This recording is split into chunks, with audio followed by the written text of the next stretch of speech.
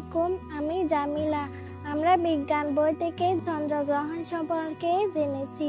এখন আমি তা উপস্থাপন করব। চাঁদের নিজস্ব কোনো আলো নেই।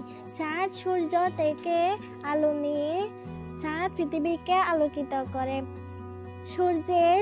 আমরা জানি সূর্যের চারদিকে পৃথিবী ঘুরে এবং পৃথিবীর চারদিকে চাঁদ ঘুরে। চাঁদ পৃথিবীর চারদিকে ঘুরতে ঘুরতে যখন এই অবস্থায় চলে আসে, তখন সূর্যের আলো আর চাঁদে পায় না, ফলে চাঁদ কালো হয়ে যায়। চাঁদের আর আলো থাকে না, তখন চন্দ্রগ্রহণ শুরু হয়।